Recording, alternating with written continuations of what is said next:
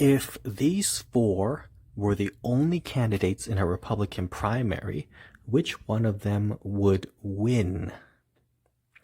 Well, on the policies, they're all terrible. So Liz Cheney is a huge warmonger, very hawkish on foreign policy, and is in favor of all deregulation and tax cuts for the wealthy. Nikki Haley is incredibly hawkish and a warmonger on foreign policy and very terrible.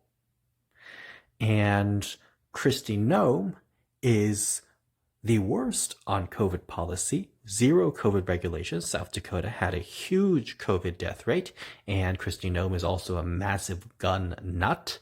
And Kristi Noem is vehemently and incredibly terribly anti-choice. She is just totally against the right to choose.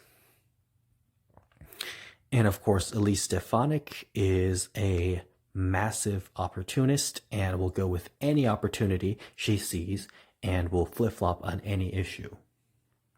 So these four are all terrible. But if they were the four in a Republican primary, who would win? Well, probably not Elise Stefanik because she is an opportunistic hack and has zero charisma and standing, and it's very hard to tell what her policy positions actually are. Nikki Haley is a massive opportunist and a hack, and she flip-flops on a lot of things.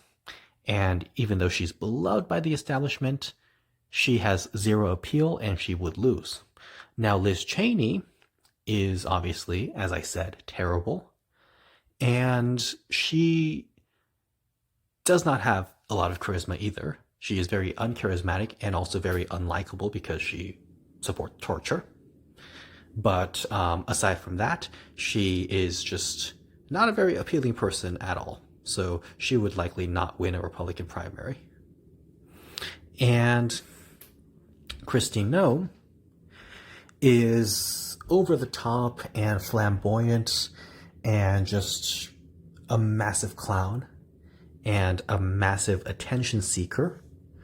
But unfortunately, being a massive clown and attention seeker and a very hardcore culture warrior and being a massive hack is very appealing to the Republican base. So perhaps Kristi Noem would have the best chance in a scenario where these four are the only Republican candidates. But of course, they're all terrible, so who knows how it would happen.